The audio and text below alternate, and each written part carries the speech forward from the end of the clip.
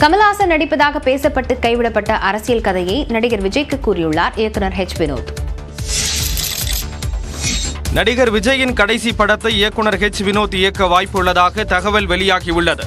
வெங்கட் பிரபு இயக்கத்தில் the greatest of all time என்ற திரைப்படத்தில் விஜய் தற்போது நடித்து வருகிறார். பிரசாந்த், பிரபுதேவா என ஏராளமான நட்சத்திரங்கள் இப்படத்தில் நடித்து வருகின்றனர். இதனிடையே தமிழக வெற்றி கழகம் என்ற அரசியல் கட்சியை தொடங்கியுள்ள விஜய் முழுநேர அரசியலில் ஈடுபட உள்ளதாகவும் ஏற்கனவே ஒப்புக்கொண்ட ஒரு படத்தில் மட்டும் இனி நடிக்க உள்ளதாக அறிவித்துள்ளார். சினிமாவிலிருந்து விலக உள்ளதாக வெளியான அறிவிப்பால் அவரது ரசிகர்கள் அதிர்ச்சியில் உறைந்துள்ள நிலையில் அவரது கடைசி படத்தை இயக்கப் போவது யார் என்ற கேள்வியும் இருந்து வருகிறது. இந்நிலையில் சதுரங்க வேட்டை, தீரன் அதிகாரம் 1, நேர்கொண்ட பார்வை, வலிமை, துணிவு உள்ளிட்ட படங்களை இயக்கிய வினோத் விஜய்க்கு கதை சொல்லியிருப்பதாகவும் அப்படமே அவரது கடைசி படமாக இருக்கலாம் எனவும் தகவல் வெளியாகியுள்ளது. கமல்ஹாசனுக்கு வினோத் ஏற்கனவே அரசியல் கதை ஒன்றை கூறி அது கைவிடப்பட்டதாக சொல்லப்பட்டது.